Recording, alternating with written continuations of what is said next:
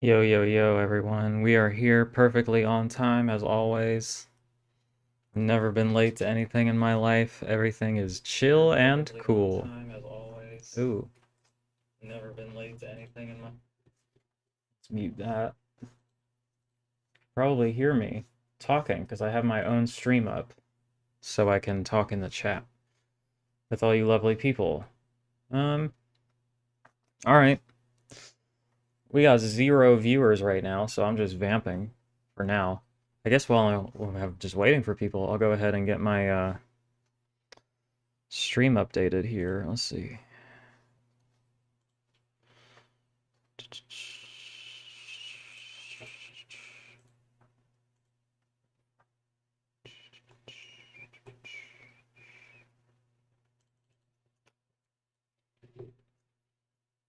Hopefully some people show up, or else that'll be weird for me if there's literally no one here. 6 people all of a sudden. Damn, okay. Hello, chat. Make yourself known. Oh, Becca, hi. Thanks for being here. Not 0 anymore. Now we have 6 people. It must have taken a second to update. I'm trying to update my goal here because we have a new goal. The lady of the hour is here. Trying to scratch herself, but she can't because of her cone. When enough people are in here, we'll do a little Pluto cameo, and she can say hello to all her lovely fans. Streamlabs. Let's go over here and reset our thing.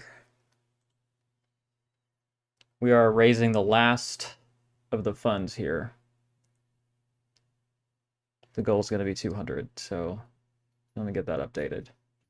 Y'all see my cute little non-binary flag in the background? That was new, I think. Yeah, I'm pretty sure. I should have had the flyer I made for her up over there. Then you could have seen that, but oh well. Too late. It's in my car, so I'm not gonna go all the way over there and get it. We have 6 people in one chat, so if you know, anybody else wants to make themselves known, the beginning of these things is always extremely awkward for me, so that would be appreciated.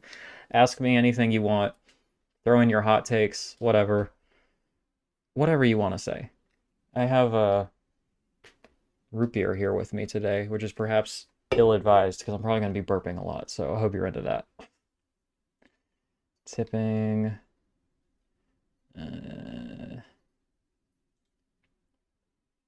I'm trying to like do a thing and also like be entertaining at the same time, and I'm not doing a very good job of it. Whoops. Okay, we're good. Um, yeah, I like to take the first bit to just like chat and say hello to people. So before we get started with my Letterboxd stuff, I would like that. So if y'all could say hello, that would help me out some, you know. That would be very chill and cool of you. And sexy. You want to be sexy, right? How am I forgetting how to do this? I feel like I just did this. Here it is. Here it is. Okay. And then typical.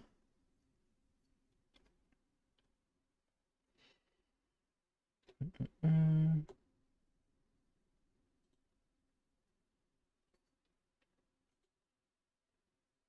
All right, well, we reset it. So now it's still at 300. So, you know, we can just, is there an easier way for me to just change the goal here? Because that would be chill and cool. I'm not trying to gouge my audience, you know what I'm saying?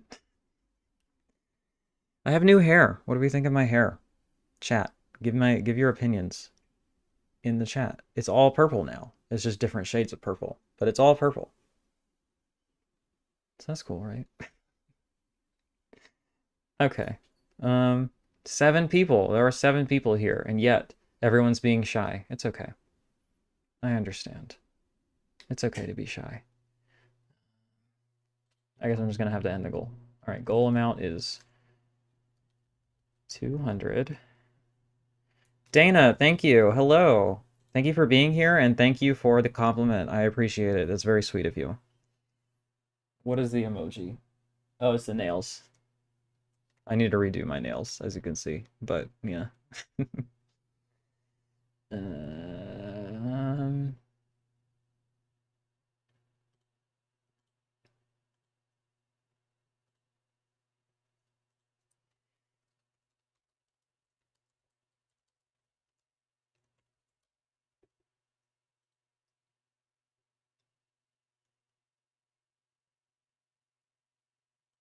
it did. Okay, there you go.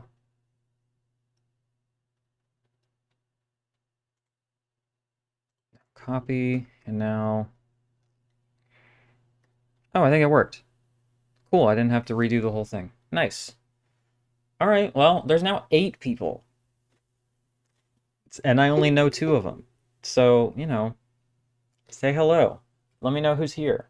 This is a communal experience, right? Um, Ask me anything you want. Ask me questions. Let's start off with that, I guess.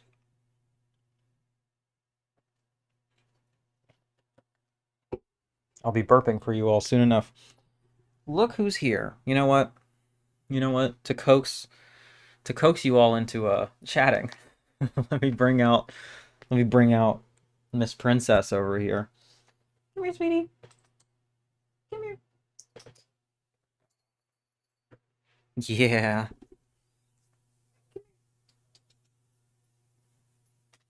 Look at this cat. Isn't she perfect? Look at this goof. She's silly as fuck, dude. Look at this cat. It's ridiculous. Blip, blip, blip, blip, blip. Yeah, she's licking the donut. Is it sweet? Is the donut sweet? Huh? Yeah, okay. I think the donut has been good for her. Tara Kirk. She does. She does look adorable in her donut. Thank you for the true statement. Um, let's see. I'm on a carpet, so it's kind of hard to move this thing, and I got a cat in my lap that I'm trying not to disturb now. So, okay. Um, yeah, I think the donut has been good for her because she's not the other cone is really restrictive, and it like fucks up her hearing, I think, too. It like gives an echo effect that is probably disorienting for her. And this one's nice and soft, and she can lay in it and everything and just be chill and cool. So hopefully, if we reach our goal tonight, this will be the last of the vet fundraiser streams. And then I can just do regular streams. Probably raising funds for other things, because being alive is expensive, but in any case, we can move on. And this is a thing I'm going to be doing every week. It's not just for the vet, although that was my inspiration to finally do this, right? So, but I've been having fun with it. I hope y'all have been enjoying them. There's your first burp, as promised. I think I have cat hair. Lovely. What am I doing? Oh. Let me pull up my Letterboxd diary so we can get on with getting on, you know what I mean? Go through the March titles. All right. So that's ready to go. And let me give you the update. The update on the Pluto. So she still has an ear infection. The initial round of eardrops didn't take care of it, so we have another one that I just picked up today. I went to my parents' house to see the magnetic fields. They weren't playing my parents' house, but they were playing my hometown. Doing 69 love songs in its entirety, made famous by being in my backdrop at all times. Right here, I have the vinyl box set signed by one Stephen Merritt that I got the first time I saw them live, when they were not performing that album the whole way through, but this time they were. So it was a 2-night show, so I didn't have to pay for a hotel, as I stayed with my parents, so that was pretty chill.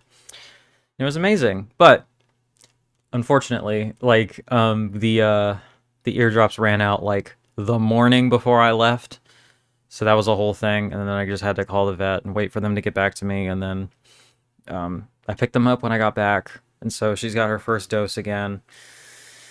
But she's got another checkup on Monday. And then, I don't know, based on the way things are going, she's probably going to have another checkup. So honestly, the 200 is like probably a conservative estimate at this point of the costs that are left. We're doing our best, you know. I don't know. Would anybody like to share any cool pickups or watches as of late? Anything you saw recently that you thought was really sick, or anything that you got to pick up? I did some Blu-ray shopping for the first time in a very long time today, actually, because I had a gift card and some credit card points, and I wanted to get a couple things before the tariffs hit. So, did you order Reanimator 4K? Bunk, they are shipping the most expensive edition last. No, I did not. I've never seen Reanimator. Isn't that one like super duper expensive? Like, I forget who's even putting it out. It's somebody weird, like not somebody super big or anything, right? So no, I did not order that, but it's unfortunate. Hi, Andrew. Thanks for being here. Should I spoil that or should I wait until it arrives and show it in a stream? They were all imports. I'll tell you that. There's 1 Radiance and 2 BFIs. Ignite, great movie? You probably mean it's a great movie. Yeah, I need to see it. Hi, Andrew. Thanks for being here. I appreciate it. We're down to 5 people. I guess I'm being boring. Okay. I guess let's switch gears, shall we? Throwing caution to the wind here. Where's my thing? Y'all are watching this live. Need to figure out how to do my goddamn job. Okay. I want that. Okay. Okay. And I want this. But I want it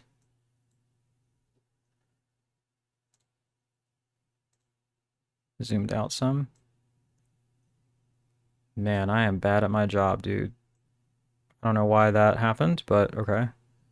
So we're stretching this out, and then we are gonna have to layer this back. I'm gonna go here.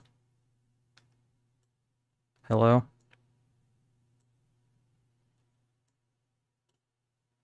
I have no idea why that went away. Okay, we're back. Yeah, I don't know why that was like that, but here we are. Now let's move you and do this better. I had this all set up. I promise it wasn't amateur hour before. But alas, here we are. So whatever, that's just gonna be what it is, I think. That's better, right? Except you can't see the ratings. All right. Don't know why you watched me. Here we go. All right, so let's just go through the not June, Jesus, the March Letterboxd stuff that I got to watch. And we'll go from there. Oh, we're up to 9 people. How delightful.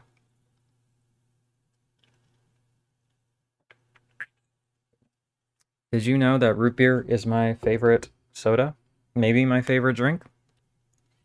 I love root beer. Those are true facts about me. Okay.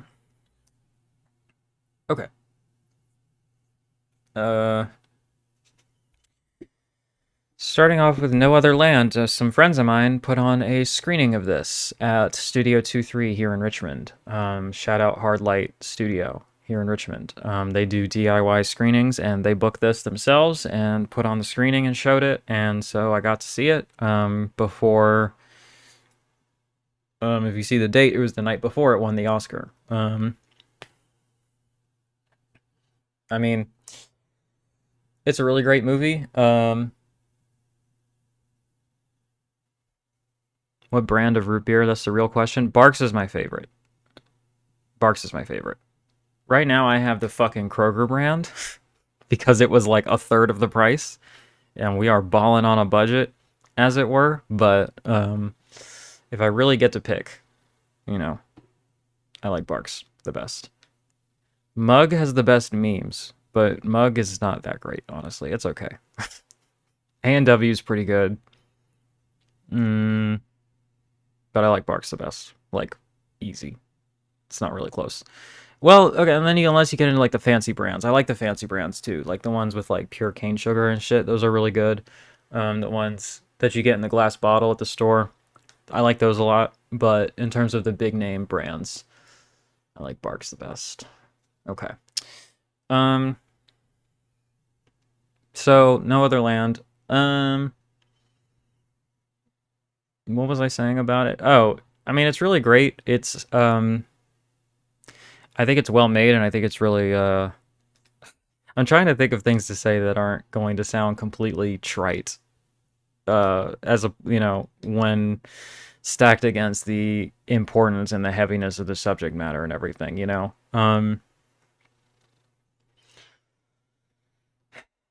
I gave it an 8 out of 10. I know a lot of people were just giving it like straight up like a 10 out of 10, and I understand that.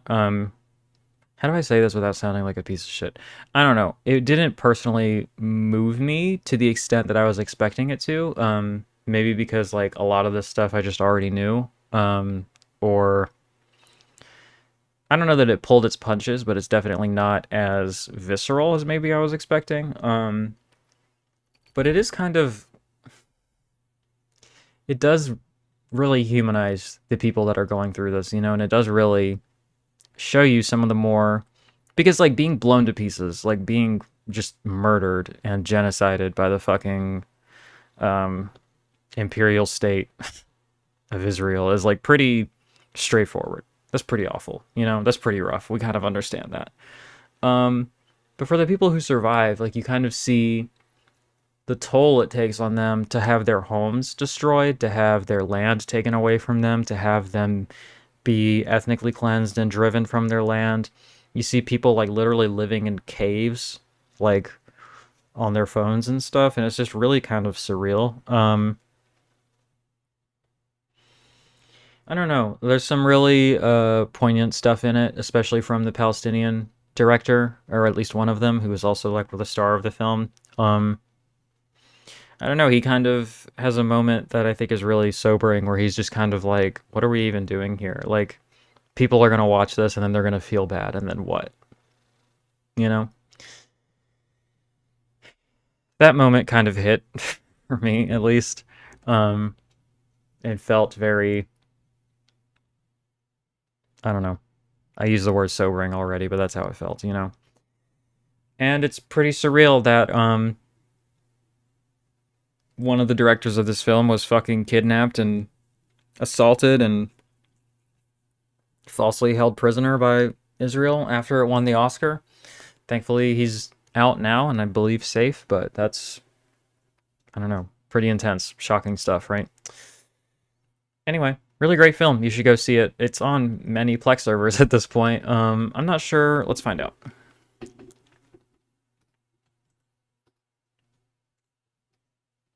Where is it streaming? Nowhere? Is this on the, oh, it's on the documentary films list. Number 2 of all time on the documentary films list. That's pretty crazy. Yeah, I guess documentaries aren't on the, regular top 250. It's funny to me that Stop Making Sense is number 1 and this is number 2. Probably equally important subject matter, right? Nothing? I guess it still doesn't have a distributor, so it's not on anything. But, you know. You can seek it out if you really try. And you should. All right, next. A Real Pain. I almost said No Other Pain. A Real Pain. This is the Jesse Eisenberg directed joint with Kieran Culkin. Wow, there's 13 people here. That's like way more people than the previous peak of this stream. Please say hello if you're new and just now popping in. You know what? Y'all get another treat. Since there's a lot of people here, check this shit out. We got a donut cat. We have a fucking donut cat, bro. Like, come on. Look at this. Look at that baby. She's like a Victorian fucking, royalty fucking princess. Blib, blib, blib, blib, blib, blib, blib. Okay. What else? A Real Pain. So, A Real Pain is, the, donut cat. It is, well, you know what it is. Let's fucking go.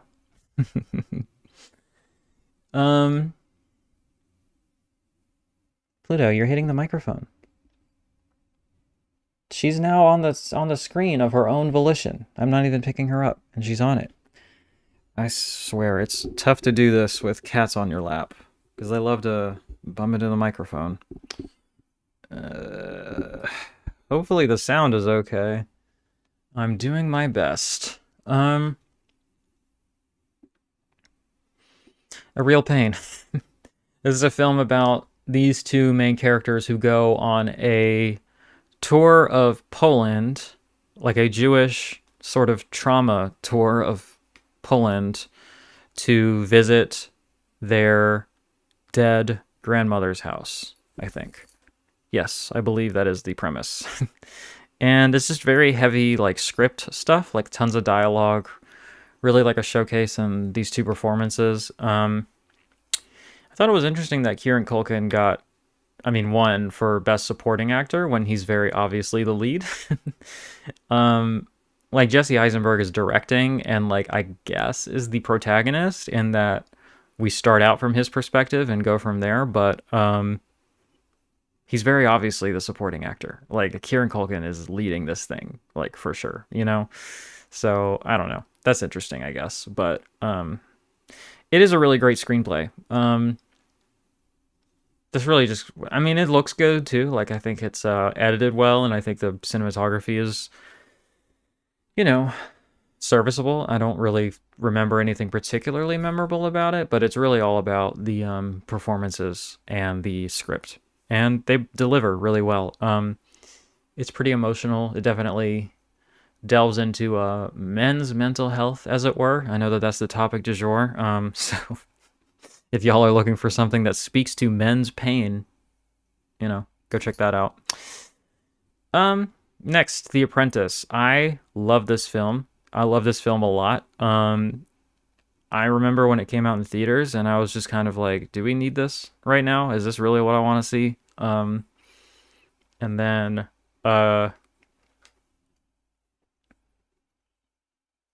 I got all those nominations for acting. I'm trying to remember the names. I'm blanking off the top of my head. Let me see real quick who was in this. Sebastian Stan as Donald Trump and Jeremy Strong as Roy Cohn. That's right. Okay. So hold on. I thought I had to burp again. I didn't. Okay. What was I saying? Oh, so it's a film about Donald Trump, and I think at the time everybody collectively was kind of like, do we need this? Is this really the time? Does anybody want to see this right now, And especially after the election too, it's kind of like, do we really need to see this? Like, it still was kind of something I was hesitant to watch. But I'm going to highly recommend it for everybody because it's not really focused on recent history. This is like his sort of villain origin story. It's kind of like Batman Begins, but for Donald Trump, and then Roy Cohn is like the Liam Neeson character, you know, like he's like the fucking supervillain trainer or whatever it is.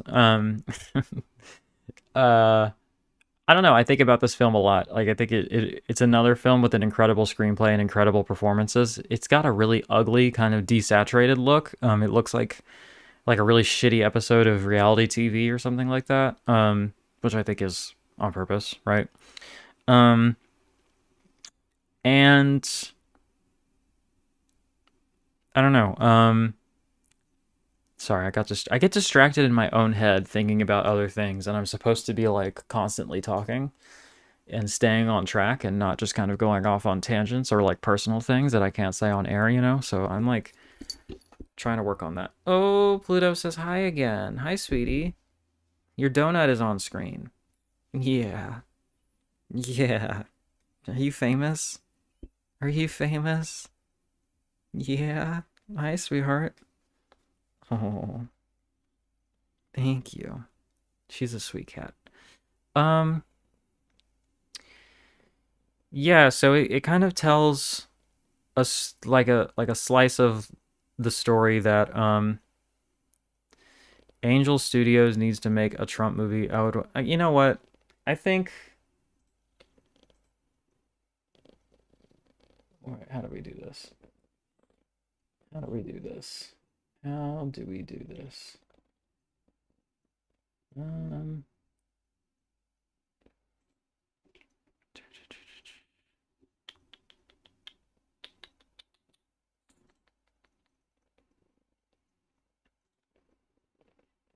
um,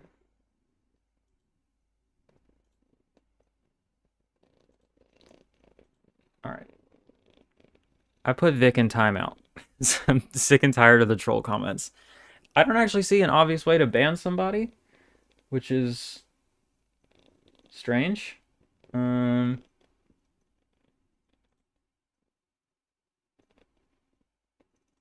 I don't know. I don't know why it's not more intuitive how to do that, but fucking Angel Studios is a right-wing Christian propaganda slop company that I mean if you're a fan of Donald Trump, that's the kind of shit you're going to want to see, right? That fucking garbage. Like um what's the one they put out? The Sound of Freedom, is that the one? They just put out like complete trash, you know? Anyway, I was just waiting for that fucking guy to make a comment talking about the Donald Trump movie. And like clockwork, there he arrives. I think that's the guy who like early in my channel was like he said something like I had shit talked some kind of right wing guy. Maybe it was Tucker Carlson or something like that, and he was like, "I'm really I don't know, maybe it was Ben Shapiro," and he was like, "I'm really more of a Matt Walsh or or Tucker guy," and I'm like, "What the fuck are you doing here, dude?" Like, okay, um, yeah.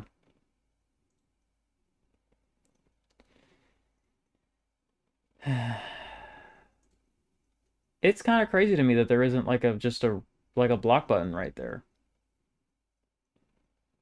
Whatever. I'm doing my best. I'm learning things. Um, all right. What else are we doing? Oh, but yeah, I think that the performances are really layered and nuanced, and I don't think Sebastian Stan is just doing like a straight up like Trump parody or something like that. I think it's more like I don't know, he really seems to get into the head of the character in that time of his life, which is probably really difficult to do, to like sort of remove yourself from the uh the context of knowing what we know now, you know? It's got to be difficult. There's a few like fan service moments to call it. I don't know what else to call it, but like call forwards to like things that will be more um relevant in the current day. Like there's like when he first hears about Reagan's "Make America Great Again" slogan, he's like, that sounds okay, you know, that kind of thing. So there's a couple moments that feel a little bit shoehorned in, but whatever. Overall, I really loved it. But the thing I love the most is the Roy Cohn performance. It is like probably one of the best acting performances I've ever seen, and like it's just kind of crazy, you know. He just like becomes this person. It's really quite stunning. Um, This is one of my favorite films of the year. I am planning on doing a favorite films of 2024 list. It's probably way too late for that now. Let me know if you would still watch that, but it is something I want to do. The next one is The Watcher's Revelation. This is Christian Slop. I just watched this. And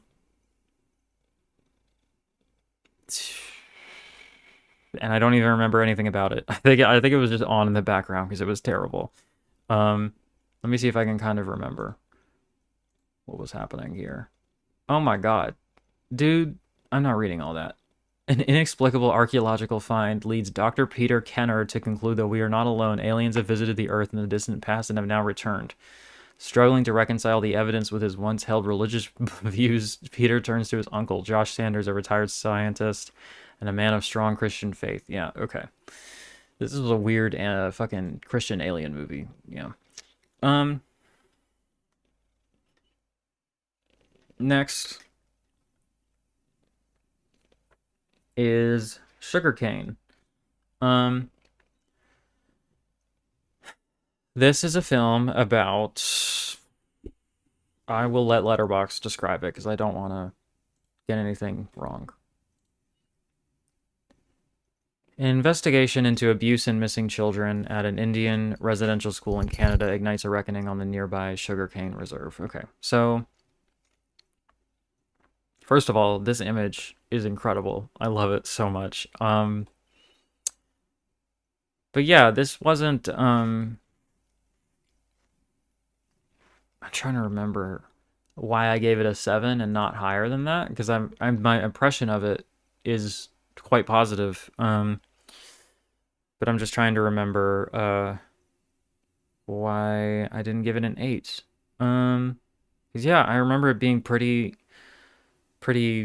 honest. It doesn't really let the Catholic Church off the hook. It's got really compelling characters in it. It's got a really compelling story. I think it's well made. It might just be a little bit too conventional for my taste, maybe, or something like that. I'm trying to remember what it was that held me back from like super loving it. I will say one thing that I do really love about it is the score. And the score is like on streaming services, and it's like really beautiful music.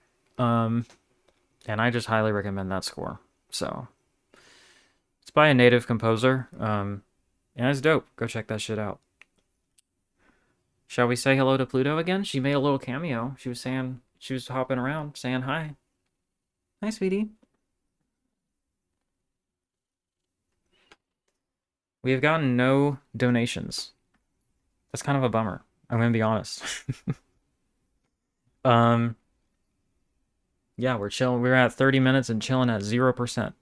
So that's unfortunate, but you know, it is what it is. It's okay. We will soldier on. And you know, me and Pluto, we're doing the thing. Next is The Monkey. I did a YouTube short of this. I don't like it. I think it's terrible.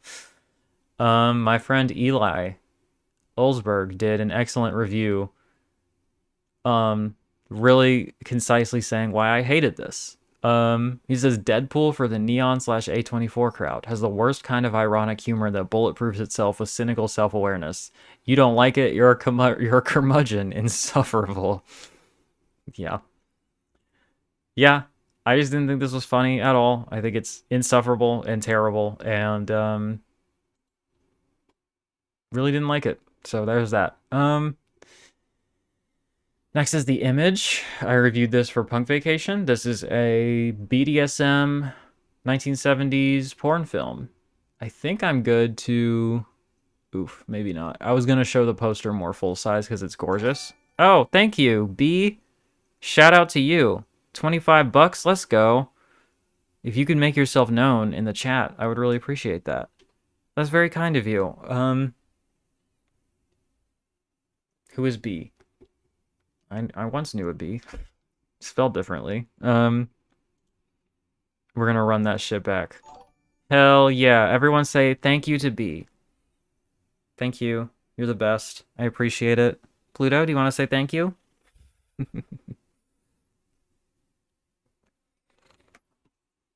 Pluto says thank you. You paid for her eardrops. Yeah, she needs them. I know, sweetie. I know.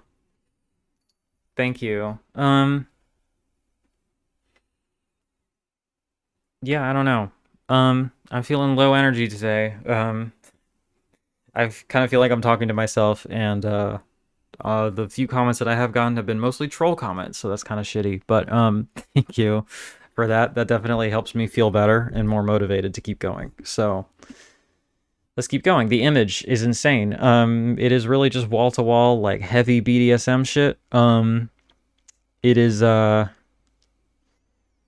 what else? What else is there about it? Oh my god, a connection to The Apprentice. It was shot in Roy Cohn's house, which is fucking crazy, dude. Like, if you haven't listened to my review on Punk Vacation about this, I get more into it, or more in depth about it, but it truly is just so insane. The story behind it, it was crazy. But yeah, the person who wrote the original play for Chicago, um, got the director the connection to fucking Roy Cohn's house. And yeah, they managed to shoot it there, and there was a big public scandal, and he tried to deny it and say that it wasn't him. Um, it's just a whole thing.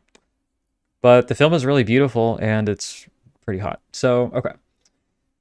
Next we have Madam Web. Let's go. I watched this because if you are a patron of God Awful Movies, they do secular bonus episodes, and this was one of the bonus episodes I did. Um, the film is quite bad. I don't know if you know if you've heard this, but it's not good. I always want to give these things the benefit of the doubt because a lot of the hatred of these movies is, because I say that because there's a list of them at this point of bad superhero films that are also part of a really unfair culture war because they have female leads or people of color leading or both, or the director is in those categories of people. Nosferatu, thank you. You're the best. Let's go. Pluto says thank you. I don't want to pick her up like a bunch of times, but you can see. You can just know that she's right here and she really appreciates it. Even though she's too dumb to understand why, she appreciates it. Thank you. We're running that shit back. Godzilla is stoked. He's dancing as fuck. You know what it is. Madam Web. Yeah, I don't know. It's not great, is it? Oh, there she is. She says hello. She says thank you. Oh, oh, oh, oh. She's stepping on the keyboard. That's not good, sweetie. She says hello. Hello. Thank you. What a baby. Thank you, Nosferatu. You're the best. I'm trying to even remember. This is why I gotta do these more recently. I gotta catch up because I don't remember shit about these movies like a month and a half later, I mean, I kind of remember, but damn. Oh. Andrew says, I am somewhat shocked that Madam Web got released in the state that it was, and as a movie, that villain's ADR voice is bafflingly bad. Yeah, it's not great. Pluto, stop doing that. That's not good. That's not good. That's not good, sweetheart. Don't do that.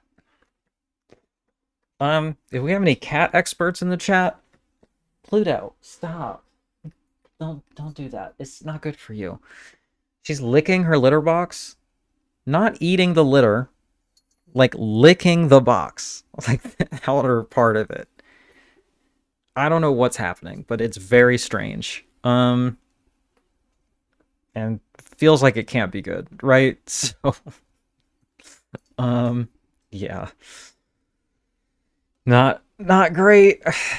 Anyway, yeah, the dude's voice was fucking bizarre. And the movie's not good. Okay, powering through. Next was Kraven the Hunter. I actually kind of liked this. I thought it was really dumb, and to the point that it like was more like an exploitation movie. That's what it felt like to me. It was like super bloody and dumb, and like it's just like a hot guy slashing people up. And Russell Crowe is shockingly bad in this, and there's like lions and shit, and it doesn't make any sense, but it is entertaining the whole way through, at least to me. Um, so I know that this one was considered to be particularly bad, but I kind of enjoyed it. Oh shit! 9-volt digital cinema tipped $45. Hope Pluto feels better. Well, I'll tell you what, I'm feeling better right now. I don't know if you can tell, but I'm not on my A game right now. It's just a lot going on, you know? And she's being weird. Pluto, stop that, please. Please stop that. Please don't do that. That's really strange. So, okay, 9-volt digital cinema. Thank you so much. I really, really fucking super appreciate that. You're the best. We are at 40% of our goal to the home stretch of this whole thing. It's crazy. We're gonna run it back. Run that shit back for all my fucking goated people, you know? What was I saying? Oh, I was a little bit worried because while I was gone, I was my roommate was taking care of her while I was gone, and he texted me and was like, "Hey, she's being weird. She's not leaving your bedroom, and she's not eating out of there, and she's not using the bathroom." So I moved the well, she was pooping on the floor, so we moved the litter box in here, and now she's using it again, which is good. But she's, I think, just throwing a little bit of a tantrum because she's uncomfortable because of her eardrops being out and her needing more of them, and so her ear infection's probably getting worse again. But thankfully we're back on it. But also I think she was just kind of anxious because I was gone. So I was worried that we were going to have another emergency situation, but no, she's using the bathroom normally again. She's eating her food and she's drinking water. She's being a normal cat, so things are okay. um, but yeah.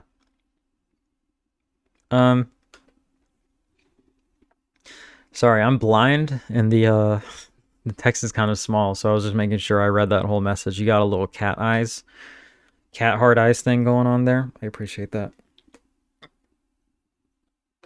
There's your second burp for the stream. Because we're fucking drinking tonight, boys.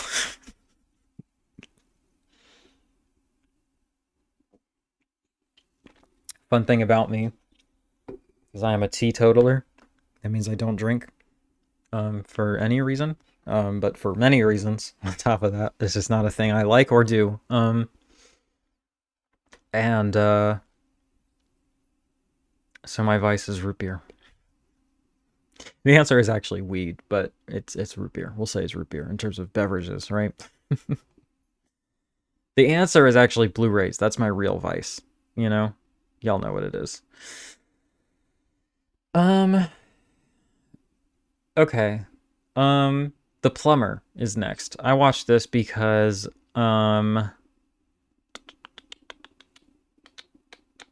sorry, I'm just thinking again about how when I click on the chat message, it's not immediately obvious how to ban people, and I'm just trying to ban this person, and I don't know how to do it.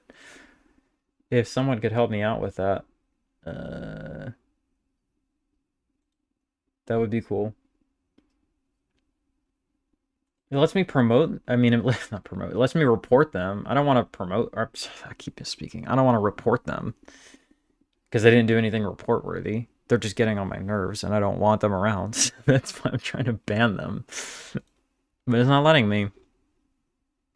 I don't know if somebody else knows what I'm doing wrong, but oh well. The Plumber, this is Australian? I'm pretty sure this is Australian. Yep, Peter Weir. This is a bit of a deep cut from him. Peter Weir, the director of The Truman Show, Picnic at Hanging Rock, Dead Poet Society, Master and Commander. Gallipoli, is that how you pronounce that? This movie's great. It unfortunately has Mel Gibson in it, but it is still really great. Um, Last Wave. I mean, you know, bros put in the work. Uh, this is also on the Picnic at Hanging Rock set, I think, because I have this somewhere. Anyway, The Plumber is about this sort of kind of bougie sort of Australian couple. The woman is like an artist and she's like doing research on like African culture or art or something like that. And this sort of lower class plumber comes in and he's like, "Yo, I'm supposed to fix your pipes." And so, or at least check them. And she's like, "Oh, okay, sure." And he's just like a weird guy. He's giving off weird vibes, doing weird shit, just being a weird guy, you know? Um, and so, Andrew, I've never seen Picnic at Hanging Rock. I have the out of print Criterion with the book in it. I still haven't watched it. I know it's fucked up. And I bought it like forever ago. There was a time where I was like gung ho on getting all of the Criterion editions with the chunky booklets. And so I wanted to get the out of print ones. And so I got a few of them, but I don't have all of them, and I kind of gave up on that project. um,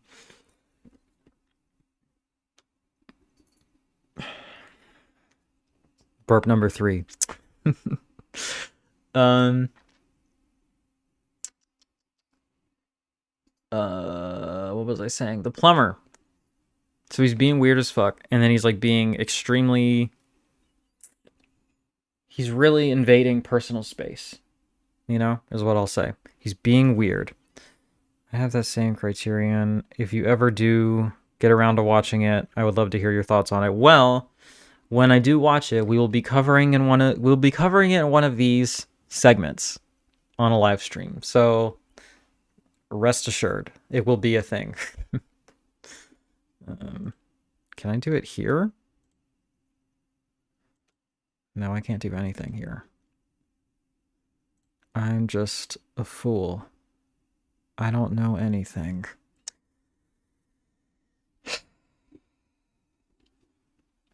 Sorry, I get hyper fixated on things, and I'm just frustrated that I don't know how to do that. But it's gonna be on my ever-growing list of things to figure out how to do, I guess. Okay. The plumber.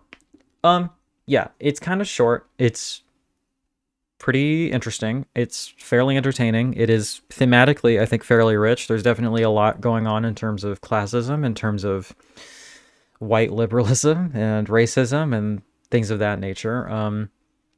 A 6 might have been a little bit harsh. I think it might be closer to a 7, honestly, but I'd like to watch it again. It's definitely got a lot going for it. It's a beautiful film. I was dumb and got the Criterion Collection Blu-ray, then like a month later they announced the 4K. Yeah, I mean, I'm kind of on a buying freeze in general right now, but it feels like we're in a spot where it just makes sense to just wait things out because everything's getting upgraded. I don't know. Kind of a weird spot with that. I don't feel bad about that copy that I have because it's the one that was already out of print. It has the book in it. So if I end up getting that 4K, I probably won't get rid of the Criterion. In fact, I'll give you another hint as to the things I bought. They are both Criterion upgrades from the BFI. So, and I don't think I'm going to get rid of either of my Criterions. I'll have to double check the features on one of them. But I know for a fact that the features on one of them are completely different, so I'll be keeping both. But yeah, The Plumber. I think it's got a lot of interesting things to say. Themes-wise, performances are all very great. It's just... I think I watched it really closely in proximity to The Shout, and I'm getting them kind of confused in my head a little bit. They're kind of similar. Like strange, weird guys invading a house and some psychotic women shit going on. Stuff we like. So, I'm into it. Anyway, next is Last Breath. I did a short on this too, which is actually really popped off on TikTok.net. It's got like 12,000 views or something, which is kind of crazy. For no reason. Speaking of the magnetic fields, I put their song Deep Sea Diving Suit on the TikTok because was all I could think about the whole time, and I thought it would have been a great end credits needle drop, but the movie's not quite cool enough for that. In fact, the movie isn't that cool in general. It's just pretty good for what it is. Like, if you're looking for a kind of based on a true story, like, thriller set underwater, with some really cool tension and cinematography and set design and, like, I don't know, if you're just looking for a good ass movie like that, does exactly what it advertises, I don't think you can go wrong with this one. Like, and I'm glad I saw it in the theater because I got the full experience of, like, the immersion, as it were, and the sound and everything. So that's really cool. There's definitely a cat hair in my eye somewhere, so I'm just kind of doing my best here. um Nothing, nothing but trouble. I hated this movie so much. Um, okay, so this is not really my kind of thing. Comedies are very hit or miss for me because a lot. Hey Jeff, thanks for being here. What's good? Um, oh my God, this is driving me crazy. There's absolutely like a cat hair or one of my hairs like in my eye right now. Ugh. Hello. Oh man, we're not getting anywhere with that. All right. Thanks for being here, Jeff. And the 13 other people that are still here. I appreciate it. We are almost going an hour, and we are almost at the 50% mark. Which is good, because I was planning on going 2 hours. So at that rate, we'll get there, and we'll finish up this fundraiser, and that will be very cool and good for me. And for my cat, my beautiful, perfect, fucking angel demon cat. Laying down, been writing some new material. Hope the stream has been going well. This one's been a little bit weird. I'm feeling a little bit off. It's not our usual day.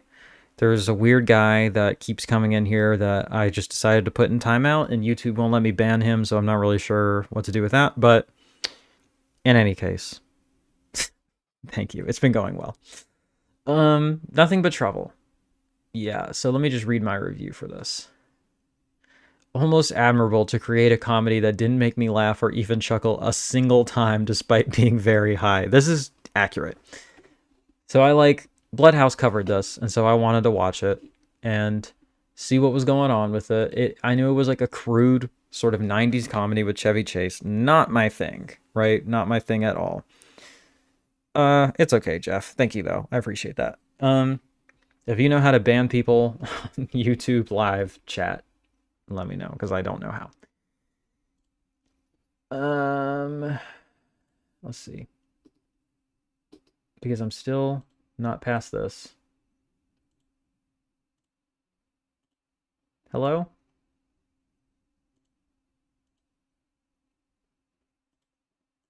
Ugh, it's just not working at all. That's frustrating. Anyway, okay, whatever. We're gonna move on from that.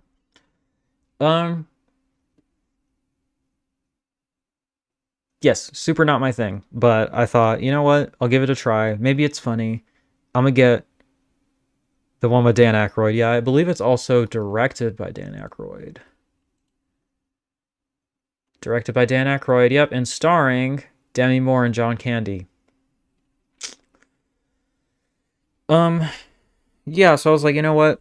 We'll just lay back. It'll be a chill time. I'm gonna get high as fuck, and then anything will be funny, because I just had a feeling this wasn't gonna be my thing. But I was like, you know what? I'll just try. I'll try to be in the best possible frame of mind. And so, I still got to be high, so that was nice. But I just didn't laugh a single time, and like the jokes I found actively irritating. It's this kind of like gross out humor that just grosses me out, and I don't like it. I don't like being grossed out. That's not a thing that appeals to me. But I guess people like that. Like Dead Alive can kind of get away with that because it's actually funny and there's other things going for it. The one thing I'll say, and the reason I didn't give it a 1, is that I think the sets are quite impressive and pretty good. But yeah, it's just the kind of thing where it just becomes grating because it's not on my wavelength. I'm not on its wavelength. We're not simpatico, It is what it is. I'm not going to begrudge anybody for liking it, but I just don't. So that's that.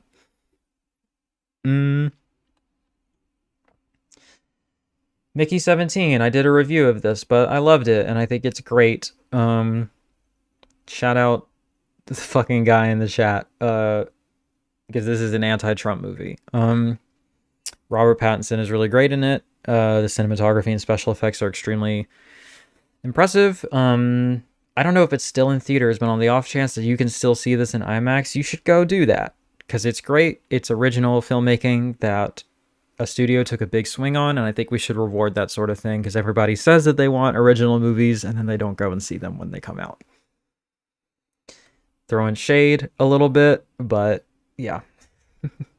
Yeah, Bong Joon-ho has definitely always been a very, very political filmmaker, and he's definitely got his sights set on somebody on this one, and he'll deny it. He says that he doesn't, but that's clearly what's happening. So, you know. Um, yeah. I think it's great, and I think it's a lot of fun. It's not my favorite Bong hit out there, but, it's a really good one. Let's see what else we got going on. Excuse me. Okay. The Vanishing. I don't remember writing a review for this. Let's find out together what I wrote for it.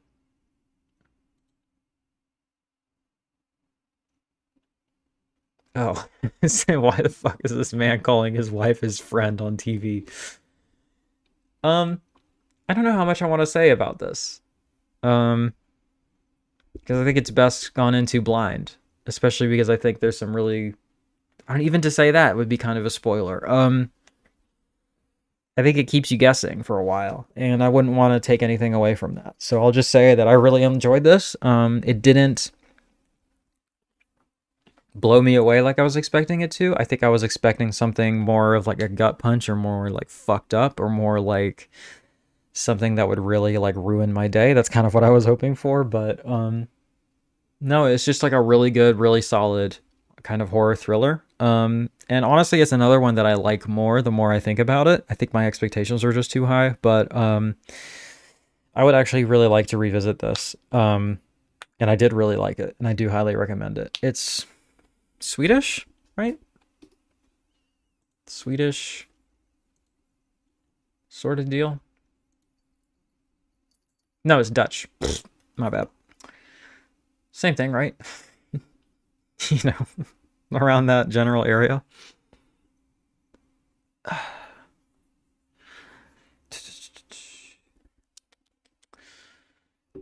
Jeff, thank you for being active in chat. I appreciate it. Okay, next. A Field in England. Yeah.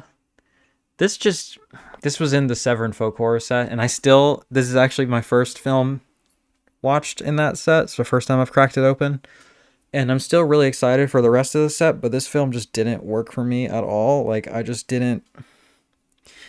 I thought the black and white didn't work. Like, I think it looked more like it was shot in color and then just kind of had a black and white filter on top of it. But... Whoa, Jeff, thank you. Damn, dude, thank you. I really appreciate that. Jeff just Venmoed me $50. So we're gonna do a run back and we're gonna pretend like this is Jeff. Yes, everybody say thank you to Jeff. Say shout out Jeff. I really appreciate it. You've been extremely kind and generous to me, and I don't know, I really really fucking appreciate it. I don't know. I'm feeling a little bit emotional, honestly, so thank you. It's just been a tiring day, and I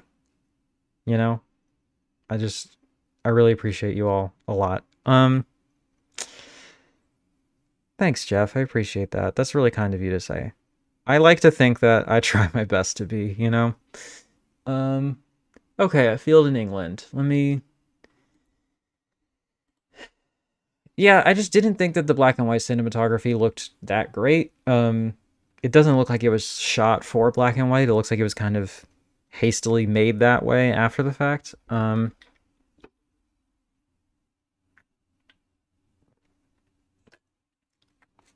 it is extremely surreal, but like it just isn't doing anything for me, like in terms of its aesthetic or its performances or its script or. Thanks, Andrew. I appreciate that. That's really kind of you.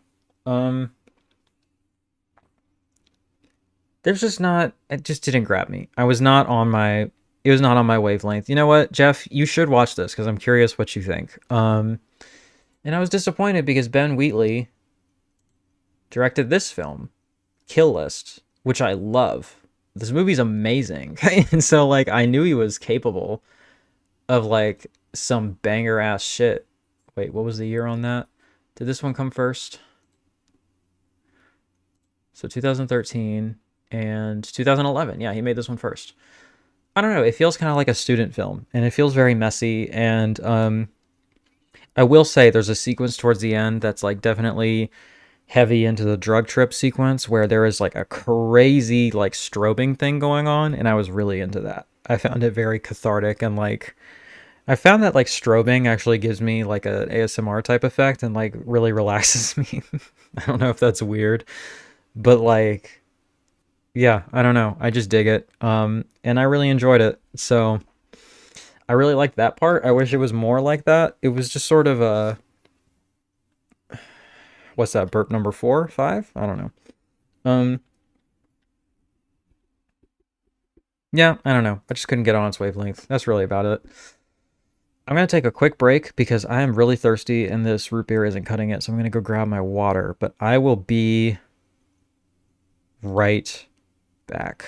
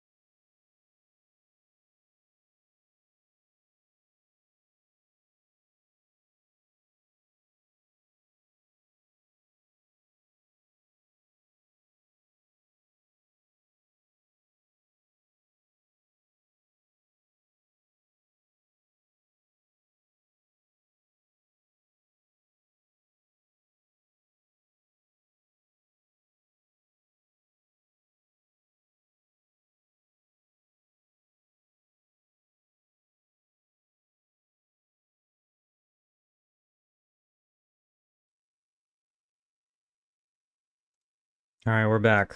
We're back as fuck. Y'all are partying without me? God damn, y'all. I need a like going away screen that's not just me turning my camera off. What I've always wanted is like I thought it would be funny if like it was like a sign, you know, people put those signs up that say like gone fishing, like when they're out for the day or whatever. I have one of those, but instead of gone fishing, it says gone pissing. I think that would be funny. Maybe not though. In any case, um,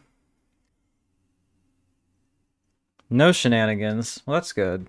I'm glad about that. That you all can be trusted without my guiding presence. Suing the Devil is next. This movie was so insane. I actually felt I had to make a video about it. Oh no, my screen went away for a second, but we're back.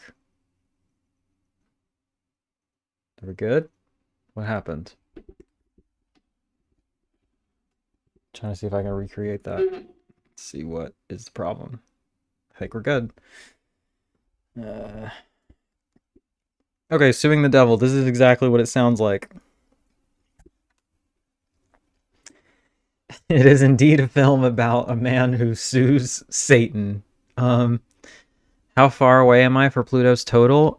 So we're at 80, and then plus yours is 130.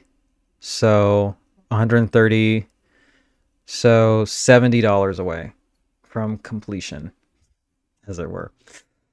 Um, Suing the devil. Um, this is a fucking, what was it? Yeah, it's among the most insane of these films I've ever seen, which is really saying something because I've seen a lot of these. Um, what's crazy is that Malcolm McDowell is in this shit. I don't know what happened. Like he's also the producer on it. I don't know why. Um, but yeah, go watch my short for this because nobody did, so that would be appreciated.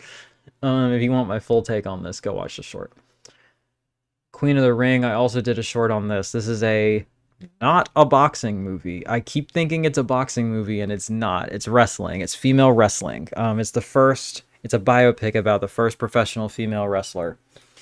And I really like it. I think it's great. I think it's got a great script. I think all the performances, but especially the lead, are fantastic. I like all the wrestling sequences. I think those are good. I really like the performance of like the shitty dude in this. I forget his name, but he was in American Psycho.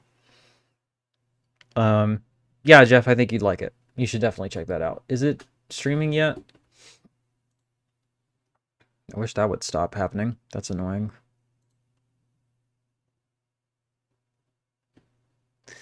Um, Josh Lucas, I think is his name. Yeah, this dude, he was really good in it. Um, but yeah, she was amazing in this. Um, I've not seen any of these other films, but she was really great. Everybody was really great in this film, honestly. I just really liked it. And it seems that a lot of people didn't, but you know what? I dug it and I recommend it. It's got pretty girls with muscles. So what else could you want? I guess it's not streaming yet. But go check it out when and if you can. Twilight Eclipse. Yeah. Twilight Saga continues.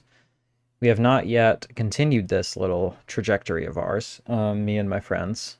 This was the worst one so far. The other two are at least more pretty girls with muscles. Is that Twilight? I mean, that's Love Lies Bleeding, you know? um, this one is a really uncomfortable. It's kind of insane watching this in retrospect that anybody was Team Jacob. Because this dude fucking... This is the third one. So there's two more.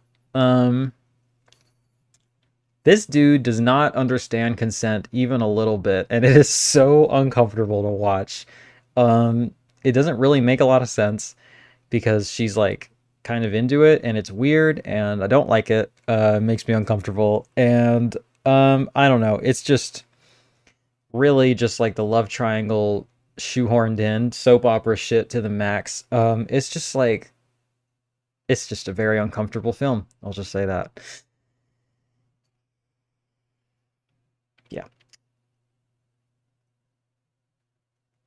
Whatever the last one was, I saw it in the theater, and at the end I said out loud, really? And I walked out. I remember really liking the last one.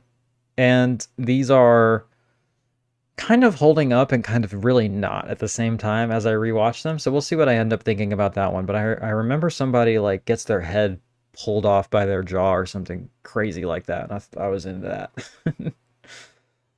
that. Next is Bijou. This film rips, dude. It's Wakefield Poole, who is I think the unofficial or maybe official inventor of porno chic, like these porn films that were actually taken seriously by mainstream audiences and were attended by just not just the usual crowd of freaks and actually got like mainstream attention. You know what scene I'm talking about? I am not a fan of the just kidding type scenes. Are you talking about the baby? Because I'm not really sure what you're referring to, but that is a weird ass scene and a weird thing. Jacob's a weird guy. I don't know what to say. But Bijou, this is a sort of I was talking about Porno Chic. Boys in the Sand, which I have not watched yet, um is like the first film that had that kind of mainstream attention and like kind of left its initial audience. No, the Nope is just a vision. Hmm. I don't know. It's been a minute. We'll see. We'll circle back when I watch it again. uh what was I saying? Boys in the Sand. I haven't seen that one yet. It is on my Plex server. This is also on my Plex server, which you can access at patreon.com/Celeste Cabra. Go check that shit out. um, what else am I talking about? The Rialto Report episode on Wakefield Pool is one of the best that I've heard of his period. It's just so good and really helped contextualize all this stuff for me. And I listened to it after the fact, but I watched this without all that context, and I just still really liked it. It's very similar to, yeah, listen to Jeff. Go do it. We do have fun in the Discord. Thank you for the plug. What else? Yeah, it's just like about this. Well, maybe I shouldn't actually let Letterboxd. I don't want to get nuked from the stream. But this is a gay porn film about a man who essentially goes, I think it's like behind a video store or something like that, but he essentially goes to like a cruising spot and there's just like all this phantasmagorical stuff that happens and it's very abstract. I don't think there's any dialogue. It's just beautiful scenes and photography and really cool stuff that I like. Yeah, if you've seen Pink Narcissus, that's sort of the idea there. Which is another great film that really needs a Blu-ray, and this one also needs a Blu-ray. I need Melusine to put out that Wakefield Pool set. It needs to fucking happen. They're sold out of the DVDs, so let's go. Next is Opus. People really don't like this movie, and I really liked it. It is extremely similar to Midsummer or The Menu, or I think Blink Twice is another one that was referenced, even though I haven't seen that one. I'll just take their word for it that it's similar.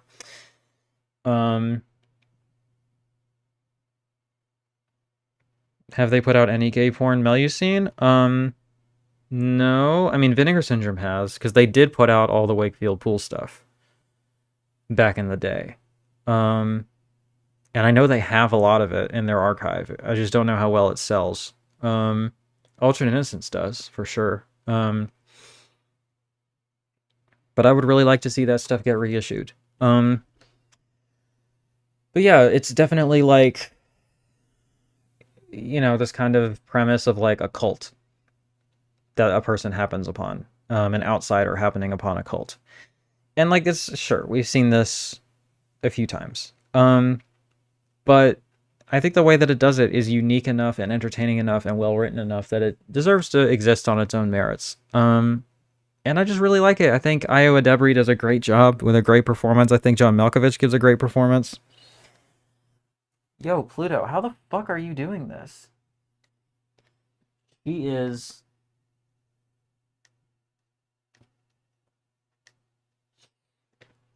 tearing out her fur again. Not really sure how. She can't really reach much with the donut on. Pluto, don't do that. Don't do that, Pluto. Don't you do it, sweetie. No, no, no, no, no, no. No, no, no. Okay.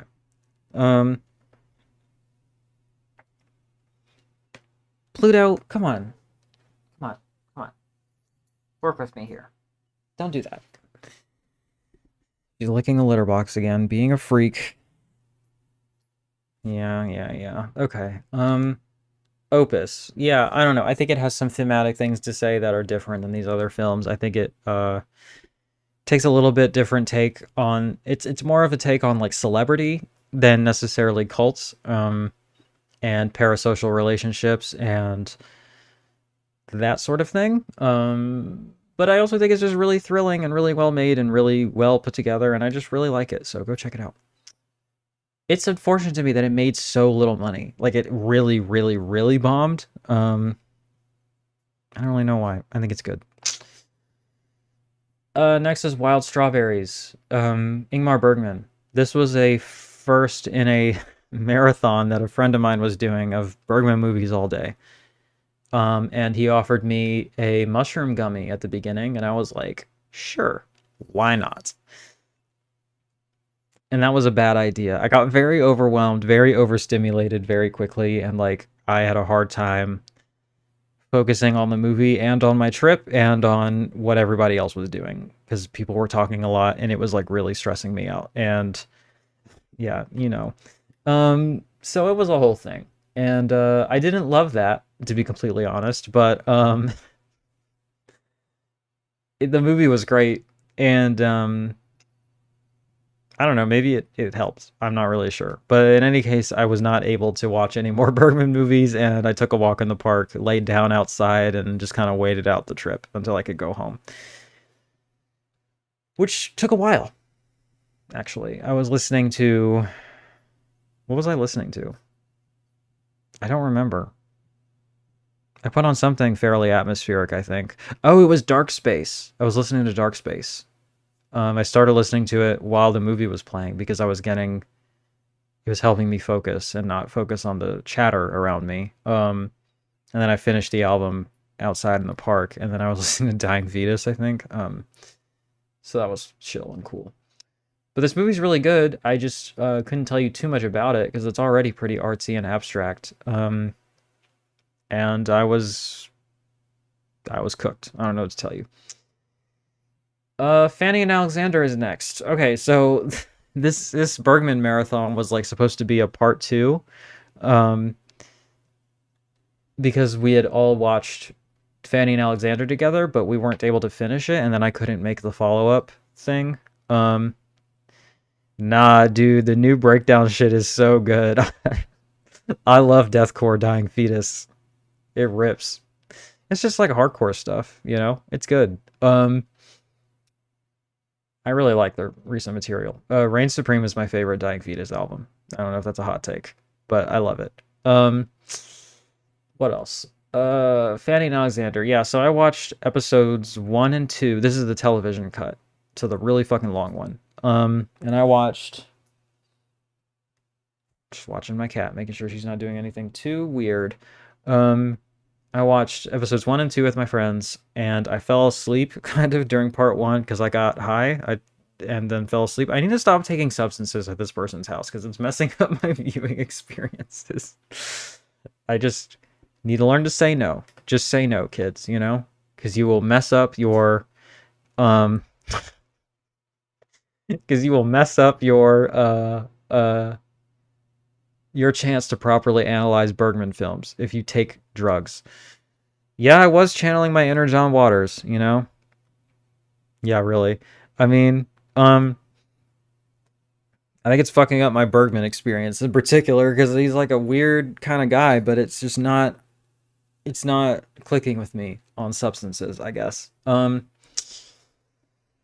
But that was like a month or so before this. It was forever ago, and I finally finished it. And I did really like it, but again, I just think I was expecting more or something. And I thought it was good, but it didn't quite blow me away like I was expecting it to. So there's that, but I think there's some really good themes here of like children's rights and like anti-child abuse stuff. And the sort of perniciousness of evil religious figures, imagination. There's some really good themes here. I just showed Serial Mom to my girlfriend for the first time a couple days ago. Speaking of John Waters, she loved it. Serial Mom rips. That movie's so funny.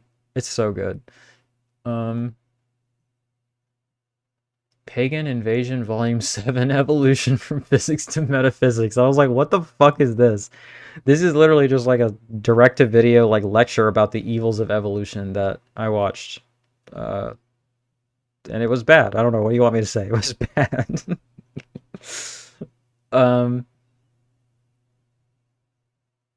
Love that movie. Saw it as a kid when it came out. What, Pagan Invasion 7? Yeah. It's a hit. It's a classic. Childhood Classic.